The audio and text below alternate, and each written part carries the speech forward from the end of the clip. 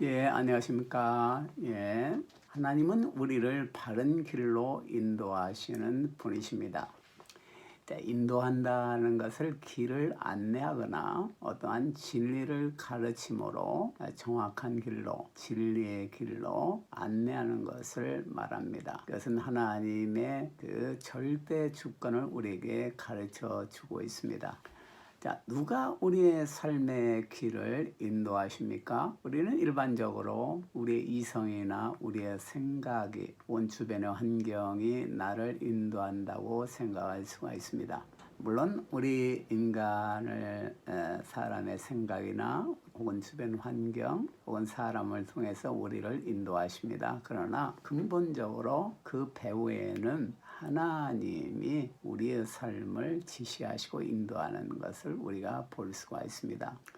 문제는 그 현실과 모든 상황을 인도하는 것, 상황 그 뒤에 배후에는 하나님의 전능의 손길이 있는 것입니다. 그럼 하나님은 우리를 어디로 인도하십니까? 또 왜 우리의 삶을 지금도 인도하고 계십니까? 또 어떻게 구체적으로 어떤 방법을 통해서 우리를 인도하십니까? 자, 오늘 말씀은 그 질문에 대한 대답을 우리에게 주고 있습니다. 오늘 본문 말씀에 보면은 이사야서 30장 21절 말씀입니다. 너희가 우편으로 치우치든지 좌편으로 치우치든지 내 귀에서 말소리가 내 귀에 들려 이르기를 이것이 정로니 너희는 이리로 행하라 할 것이며.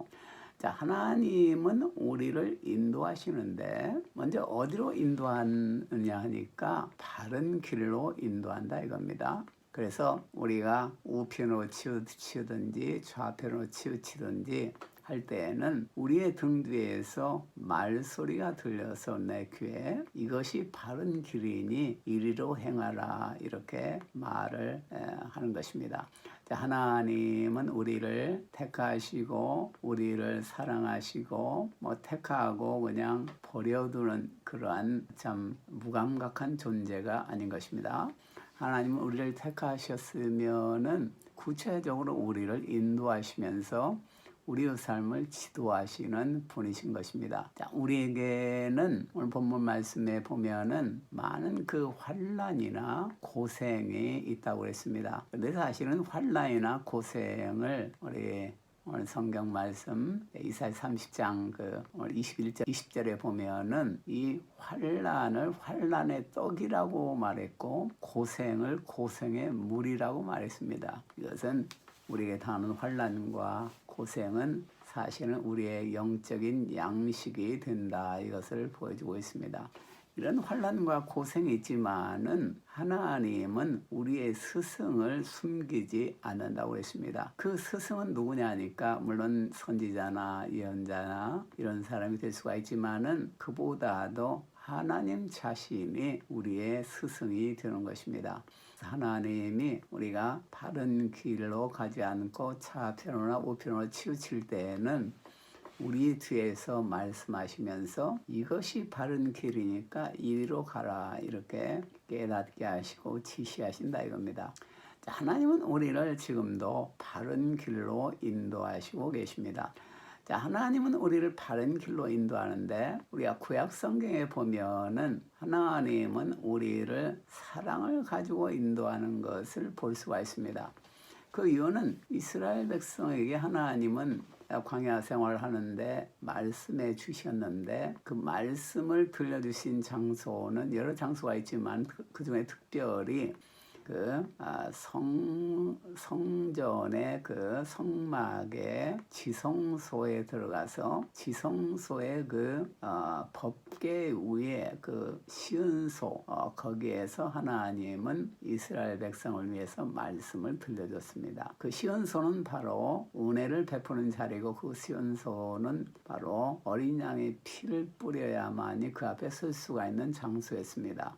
어린 양의 피가 뿌려진 법궤를 덮는 뚜껑이 시은소였습니다. 그 법궤 안에는 십계명이 있었기 때문에 계명의 날카로운 검이 우리 인간을 정죄하게 되는 것입니다. 그런데 그 법궤를 덮은 시은소 그 뚜껑 위에 어린 양의 피를 뿌린 곳에 주님은 나타나셔서 이스라엘 백성에게 말씀하셨습니다. 왜 하나님이 시온서에 나타났느냐? 이것은 하나님의 사랑을 보여주는 겁니다. 하나님은 어린 양의 피가 뿌려진 그 시온서 위에 나타나셔서 이스라엘 백성에게 갈 길을 지시하시고 또 여러 가지 지혜의 말씀을 주신 것입니다. 어린 양의 피가 뿌려진 그 시온소는 지금 우리가 생각할 때는 그 붉은 피를 쏟으신 십자가 밑인 것입니다. 예수님께서는 우리의 죄와 허물을 다 용서하시기 위해서 십자가에서 피 흘려 돌아가심으로 세상 죄를 지워하는 하나님의 어린 양으로 우리의 죄를 다 용서했습니다. 십자가의 밑은 예수님의 사랑이, 용서의 사랑이 흐르고 있는 것입니다.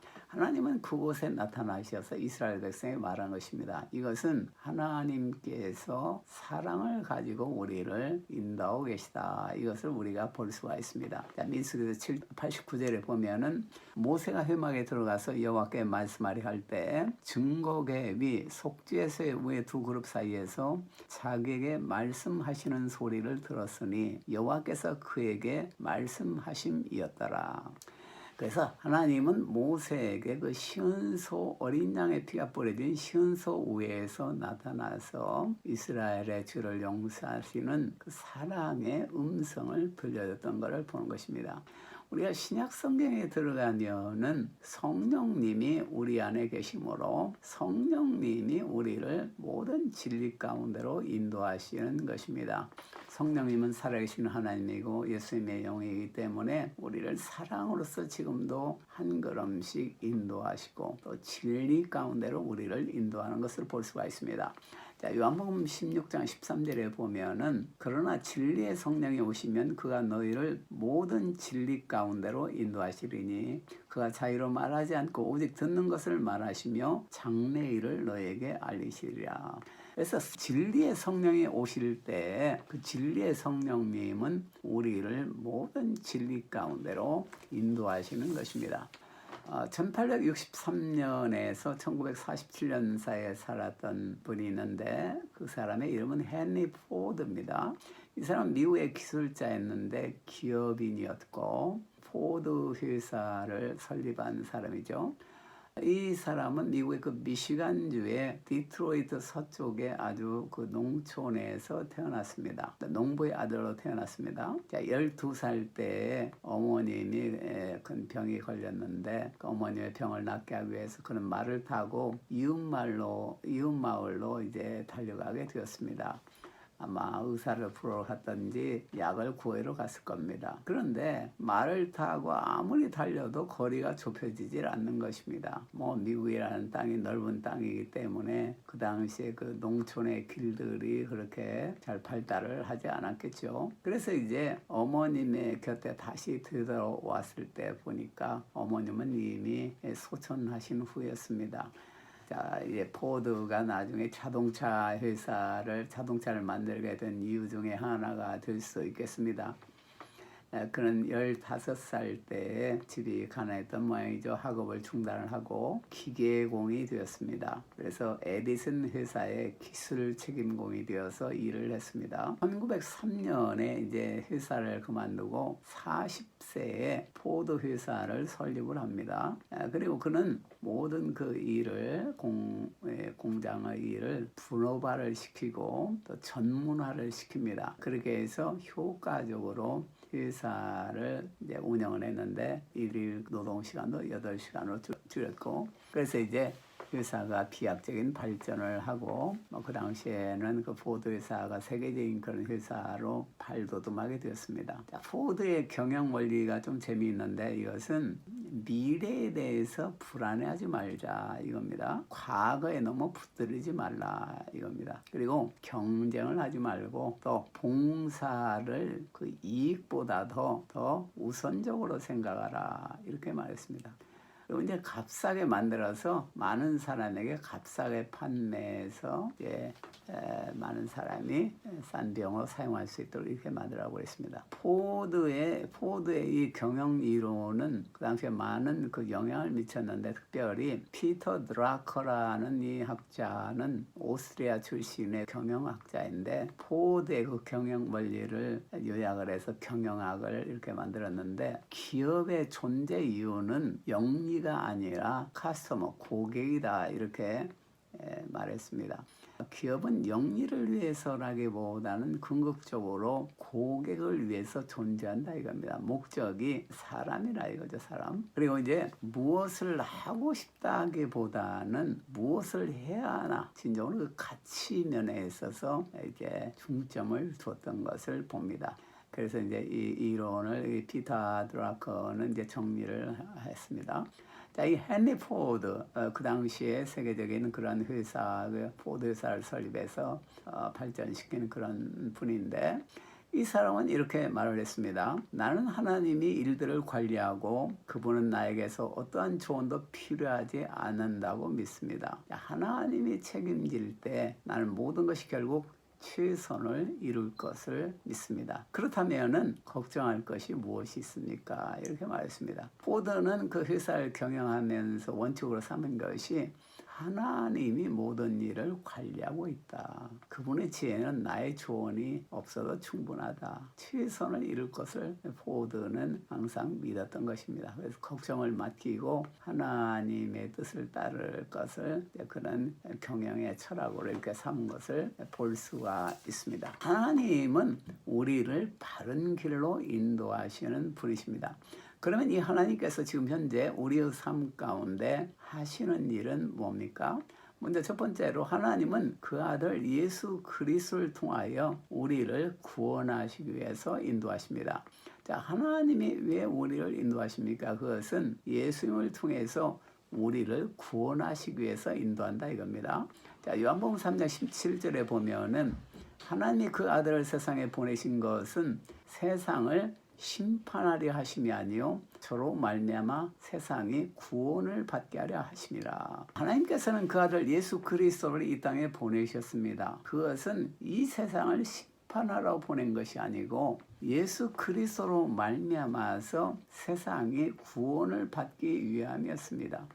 그래서 하나님의 우리를 향한 인도는 우리를 구원하시기 위해서 인도한다 이거죠. 우리의 문제를 해결하기 위해서, 우리를 죽음에서 구원하고 영원한 생명을 얻게 하기 위해서 하나님은 지금도 인도하십니다. 하나님은 불기둥과 구름기둥으로 이스라엘 백성을 광야에서 인도해서 결국은 젖과 꿀이 흐르는 가나안 땅으로 인도했습니다.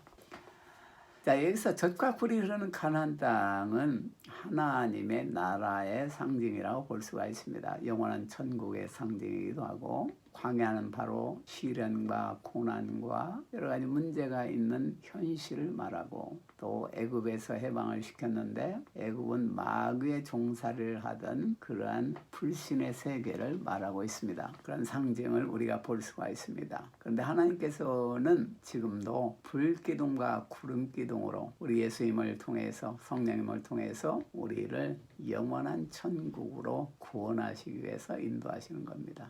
우리는 먼저 구원을 받았고, 또 우리의 삶의 발걸음은 구원받아야 할 사람을 위해서 나가는 것으로 우리의 삶을 지금도 인도하고 있습니다. 그래서 많은 구원에 이르지 못한 많은 사람들이 구원을 받도록 우리가 그리스도의 사랑을 전하기 위해서 우리의 삶을 인도하시는 겁니다. 두 번째로 하나님은 우리를 인도하시는데, 먼저 하나님은 장래일을 고하시고 그 일을 행하십니다. 자, 이사야서 48장 3절에 보면은 여호와께서 가라사대 내가 옛적에 장래사를 고하였고 내 입에서 내어 보였고 내가 호련히 그 일을 행하여 이루었느니라. 하나님은 우리를 바른 길로 인도하시는데 먼저 장래일을 우리에게 알려주시고 또 그 일을 행하심으로 우리의 삶을 인도하신다 이겁니다. 이것은 우리의 생애가 하나님의 절대 주권 아래 있다. 이것을 우리에게 가르쳐주고 있습니다. 하나님이 미리 장래일을 구하시고 우리에게 알려주시고 또 말씀하시고 그 다음에 호련히 호련히 그 일을 행하여서 이루신다 이겁니다. 그래서 장래일을 구하시는 이도 하나님이시고 그것을 이루시는 이도 하나님이심을 우리가 볼 수가 있습니다. 그래서 하나님은 우리를 절대 주권을 가지시고 하나님의 계획대로 우리를 인도하시는 겁니다. 우리에게 필요한 것은 하나님이 나에게 뭐라고 말씀하시느냐 그것을 잘 깨닫는 것이고 또 하나님의 결국은 역사하심을 하나님의 일을 완수하심을 믿음으로 바라보고 따라가는 것입니다. 또한 하나님의 그 장래를 구하시고 그 일을 행하시는 그곳에는 중요한 원리가 있는데 그것은 우리의 죄를 용서하는 그런 원리입니다. 하나님은 우리의 삶을 인도하시는데 우리를 죄를 짓게 하고 저주를 받게 하기 위해서 인도하는 것이 아니고 우리의 죄를 용서하고 죄의 쇠사슬에서 해방시키도록 우리를 인도하신다 이겁니다. 그래서 우리의 더러운 죄들을 우리 주님은 발로 밟아버리고 또 우리의 흉악한 죄들을 묶어서 저 깊은 바다에 던져버리겠다 이렇게 주님은 약속하고 있습니다. 미가서 7장 19절에 보면은 다시 우리를 긍휼히 여기셔서 우리의 죄악을 발로 밟으시고 우리의 모든 죄를 깊은 바다에 던지시리이다. 깊은 바다에 우리의 죄를 묶어서 던져버리는 겁니다. 무거운 돌을 달아서 그것을 다시 낚시질을 할 필요는 없습니다. 이미 던져진 죄를 하나님이 다 용서하시고 던져버리기 때문에 우리는 거기에 대해서 해달하거나 다시 그것을 낚시질을 해가지고 자기의 죄가 얼마나 컸던가를 자꾸 생각하고 거기에 묶여서는 안 된다 이겁니다. 우리의 죄악을 발로 밟으시고 또 모든 죄를 깊은 바다에 던져버렸다 이겁니다. 하나님은 지금도 그 놀라운 사랑으로 우리를 바른 길로 인도하십니다. 네, 기도하겠습니다. 하나님 감사합니다. 우리를 바른 길로 인도하시는 주님의 사랑을 감사드립니다. 우리의 죄를 발로 밟으시고 깊은 바다에 던지시고 우리를 사랑의 음성으로서 인도하시는 주님의 사랑에 감사를 드립니다. 우리의 삶을 모든 진리 가운데로 인도하여 주시옵소서. 속죄소 우에서 우리 주님의 음성을 들었던 것처럼 모세가 우리도 그 사랑의 주님의 음성을 항상 들을 수 있도록 우리의 눈을 열어주시고 귀를 열어주시옵소서. 주여 감사를 드립니다. 예수님 이름으로 기도드립니다. 아멘. 예, 감사합니다. 할렐루야.